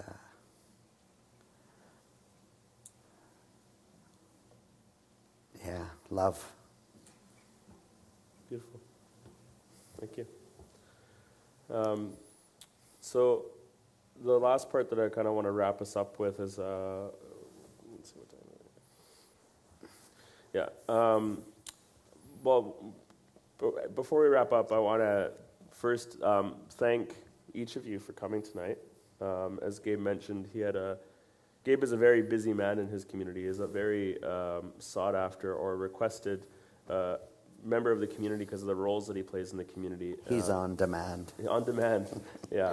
So I want to thank my brother for coming tonight. I'm old enough to think, are you Phil Donahue? But you're going to have to think maybe he's Jimmy Kimmel. Right. But I would say humor, too, for language. We have a lot of fun. Yeah.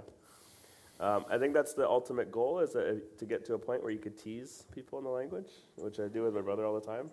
Sʔəθnəc. Yeah. He always threatens to tickle me in Squamish. Dishes and tickling. Things that you're really good at in the Squamish language. Wow, what an identification model. Is that too much information? No, it's awesome. Yeah, you put it right out there. Yeah. I love that. Yeah. It's because I love you. I love you too. An Chinman Tum Slate. Awesome. Hey. I also want to thank Dakota Brant for joining us through Skype and the wonderful technologies that allow us to bring people in together. From my own perspective, in 2010, I was included in the Best of series with the Georgia Strait. How many people are familiar with the Best of series?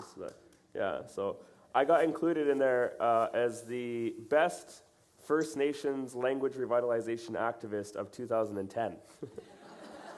Which was hilarious because I think at the time they only knew of one. Awesome. And so I think they specifically created that category just for me when they named me that. But I've never been called that before, a language revitalization activist. So I affectionately have adopted that moniker and I've started using it with other people because the reality is that I feel that activism is a philosophy that is complicated and problematic for a lot of reasons. I don't always identify myself as an activist. I care about the planet, I care about the environment, I care about our water, but I don't always identify myself as an activist on those things partly because some people stop listening when you say activist. But I heard a definition recently that I thought was really powerful, which was the activist is not the one that tells you the river is polluted. The activist is the one that gets it cleaned up. And so when I think about this identity of a language revitalization activist, right, it's not that we're not just saying that languages are dying. These are the people doing it. And so tonight, that's why I invited these three here, because in my mind, they're all language revitalization activists. And there's many of us out there in the world and out there in Canada.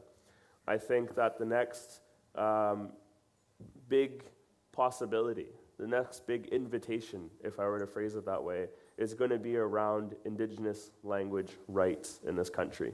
I think that there is a new awakening that is happening within a lot of the young people across the country, and we've seen it starting with Idle No More. We see it today with a lot of the work that's happening on all kinds of issues. But I really feel that language and the rights of Indigenous languages are going to be the next big thing that we fight for and win, as we rightly deserve so. But with that, I want to thank the three of you for being involved in the work that you do. I want to thank you for coming tonight and being a part of this discussion with me. It's a part of building this awareness, building this appreciation, build this community of support that we're supporting each other. Like you mentioned, and all three of you mentioned, supporting one another, building that community, building that connection. That we're not just siloing ourselves and operating in our little galaxies, but we're actually, I'm not sure if that was who that was, but good segue. So I just want to thank the speakers for coming here tonight. I want to thank you all for being here and being a part of this conversation. We're going to open it up for some conversations, but before we do, I want everybody to give a round of applause for our speakers.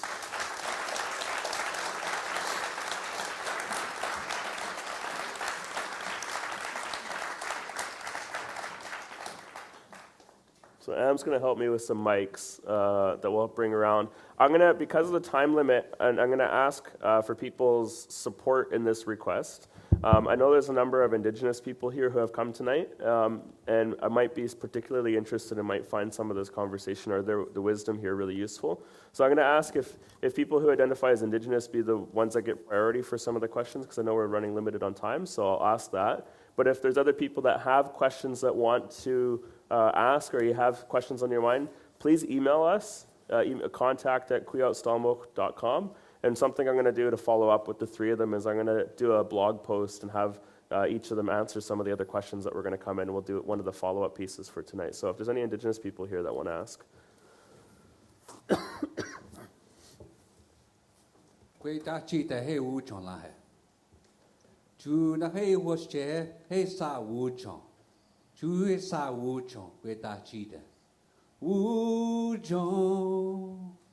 Sa wonje, wujo, sa wonje, ha, ha, ha, ha, ha, ha. You speak good for me.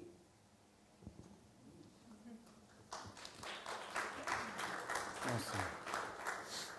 Oh. We'll see him. Snulapin sniknugwa Khelsilem kin squatchan hoisin machgan slatium stukla aman squak aman spatinisham stukla aman shazaitin skatla skuncha is gapas cooksamuklap takum stamp. My name's Laura Grizzly Paws, and I'm an education training manager for the Shlatin Government Services for the Nation. So within our territory, we have 11 tribal communities that make up one nation. And one of my projects that I'm actually working on is engaging with the communities, language specialists, masters, and also learners. And my question is, what are your ideas and thoughts around a language revitalization strategy? I'm aware of the Leanne Hinton, the Master Apprentice, those kinds of strategies that you've all discussed and shared in the immersion programs. And in some of our communities, those have been practiced. But however, I think one of the things, you've highly stressed be active, be alive, be engaged, and those kinds of methods of practice. Yet at the same time, when there's a lag or a drag within the community, and I'm aware of the First Peoples fundings and those kinds of things and those grants, however, those are dispersed throughout Canada and not always granted in certain communities. And so looking at facing some of the challenges in revitalization strategies in regards to Indigenous languages, what other strategies and or thoughts do you have around that in like a 5-year language revitalization strategy, 10-year, 15-year, 20-year strategy? Because looking at our language is severely endangered. We're beyond critically endangered. We have only 2% fluent speakers left. And it's actually nice to see some Shlatin community members here too. Cookstown. Maybe I'll ask Gabe and Dakota Sʔəthnəc and then Aaron. Sure. Any of you, I'll start with you, Gabe. Okay. I think first is to make sure you have at least a small community of adult learners. If you have that, then I think, because without it, the idea of teaching it to children and then growing them up in the language, it's good, but you really need a community of adult learners first. So trying to get if you don't have that, I don't know if you have that in your community or not, but if it's as endangered as you say it is, yeah. Yeah, so we do have some various adult learners. There are 6 families right now who are currently doing the Master Apprentice, and then another proposal was submitted in for another mentorship program. So we do have some adult learners. There's a huge educational gap between those adult learners and our youngest learners. So the youngest fluent speaker within our territory is 65 years old. Okay. And so I'm semi-fluent, so I'm not yet there. And then there's other community members, so there's 10% semi-fluent speakers, and the rest are inactive. They're depending on us language heroes stating that, well, we're doing something, so it's okay. I think some of the techniques we use in our community, it's based on where are your keys, and it's good for getting people, especially up to an intermediate level. So we use sign language and repetition. We make things obvious that we're talking about. It's basically where are your keys. It's just different learning accelerators that we found. And so some of that might help, but that's all I have to say about that for now. Dale? Yep. Some of the problems that you guys come up with, I wish I had those problems. In Six Nations, like I said before, we have 6 languages. And each of those languages have dialects within themselves. And so for us, a big struggle for us is always that we have to fight over things that we shouldn't have to fight over, which is mainly resources. As language schools, we have 3 adult immersion language schools, plus we have 5 elementary schools and a high school, and they all have their own language programs in them. And these are just all on my reserve. Like I was saying, the population of my community is a lot larger, which is not like we're an anomaly when it comes to Canada, like in terms of our population and our resources as a community. I think the biggest thing that I'm educated and trained as a community planner, and so the thing that comes to my mind too is when you're talking about long-term vision, what you need to have is some really serious commitments from a lot of people, and they need to be strong and specific, and a lot of times we do think, well, we'll make sure that there's always a language program being funded. We'll always make sure that the kids have a language teacher. Like those are promises that can be made, but unless you have tangible goals that you're working towards, it's going to be really hard to say. It's going to be hard to measure your success, and so a lot in another one of our communities in Kahnawake, if I'm not mistaken, they've made certain measures, and they're already a strong community in terms of their language. So like their example is a little bit different. A lot of people over the age of about 45 are fluent, like a lot, and so it's not hard for people to go to somebody's house and have at least one speaker in their house. But they've made steps that are similar to what they've made in Quebec, like with the government of Quebec, that like anybody who works for their nation, you have to be actively learning the language. Like it's not a question. It's a part of your work contract. If you work for us, you're learning your language, and if you're not just learning it, you're progressing. You have to show through standardized testing that you're getting better at it. You're getting more proficient. That you're not just taking the same class over and over again and saying that that's good enough, because that's not good enough. And those to me are examples of really good, strong examples of commitments that people have to make, that people have made in other places. And there are examples all over the world, I mean, that can be looked at that we might not look at. I mean, when you look at the nation state of Israel, like the Hebrew language was a dead language 100 years ago, or 80 years ago, 60 years ago. But now it's a national language, and it's so widely spoken that children are born today with Hebrew accents. And to look at those places where they took a language that only existed in books, and to see what they did to make it become a success for them, like those are examples that are worth taking a look at, to see what might work for you. The worst case scenario is you find out what doesn't work for you, and to me, even that has a measure of success. And so I hope some of the information I provided is useful for you. And again, this is going back to what I was talking about earlier. I mentioned a lot of the hardest things for me is having to convince people why this is important for us. You really need to come together in your community or as a community and have that conversation, so that everybody at least is on the same playing field about why it's important, or so that at least we agree on certain things about, and so at least people are understanding of all of the perceptions that are out there. Like maybe I might not be interested as an individual to learn the language, but should I be a hindrance for somebody else who might want to learn it? Is my opinion doing something that might not necessarily be proactive, and so I guess I would leave it right there. Is the biggest thing is taking a big step as a community to understand the fundamental basic thing that you want to know. Do you want to be speakers or not? And start building goals towards that. 10% fluency in 10 years, or 10% fluency in 15 years, or 25% fluency in 20 years, and how are you going to achieve those goals? Those what are the benchmarkers that you're going to be looking for? It sounds like a lot of strategy, and it's not a lot of, when I think about our traditional government, we don't like to talk about those kind of things because they think it's outside of what's traditional for us. And but traditionally we spoke our language. We're in a situation that's unique from the way our ancestors thought, and our ancestors never thought that a point would come where we couldn't speak our own language. We do have to start. We do need some fresh approaches when we're regarding this, and really how much passion that we have in terms of where we're going with it. So, Dakota. Thank you. I guess to become attentive to value.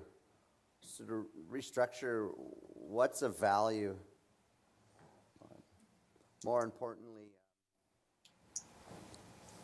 you heard it mentioned, the talk about creating a goal and aspiring to ascertain that goal. What comes to mind in terms of what you may be looking for is what we can't do alone, we can do together.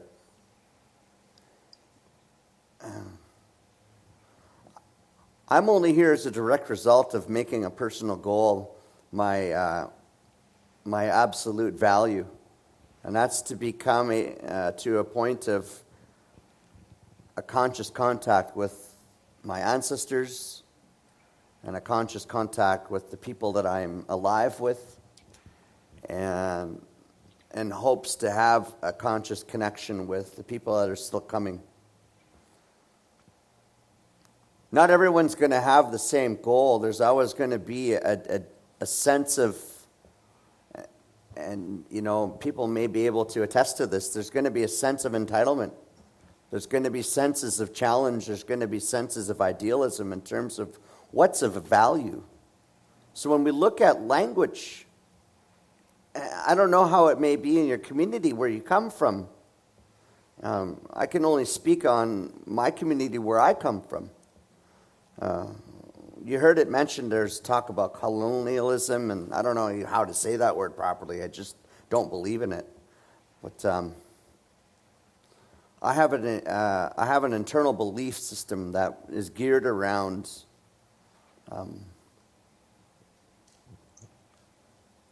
a fantasy land of how our ancestors once lived. And it totally challenges everything that of how my people live today and the community that I come from. And not everyone shares that same belief system. And in terms of creating a different model and business sense, it's tough because when money gets involved, it's been my personal experience that money will create a value of convenience. And not all the time will money be directed into the same belief that you may have with your own personal ambitions to achieve a sense of identity with language. You know, more importantly, I try not to reiterate what previous speakers have said, but creating goals, work towards those goals, and look to get everybody on board. You know, in a business sense, it's tough because I'm not a businessman. In this sense, I've always looked at the idea, I'll just end with this, that I've always looked at the idea of how our ancestors taught language. Did it take them money to learn their language and teach their language?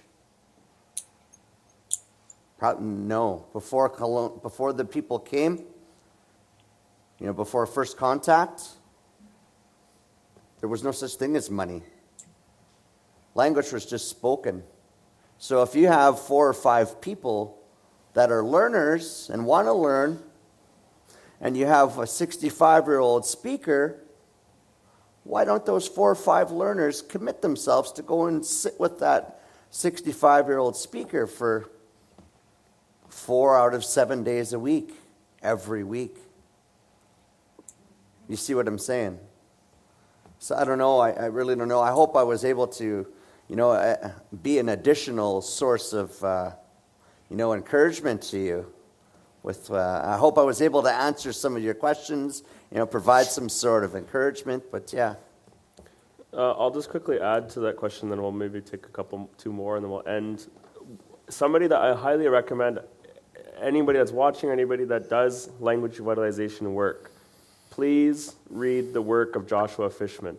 How many people have heard of Joshua Fishman? Yes. Yeah, so Joshua Fishman is, he passed away not too long ago, but he's a sociolinguist that has dedicated his life to reversing language shift or language revitalization. He has a number of books that he's written. He's written and researched on this topic.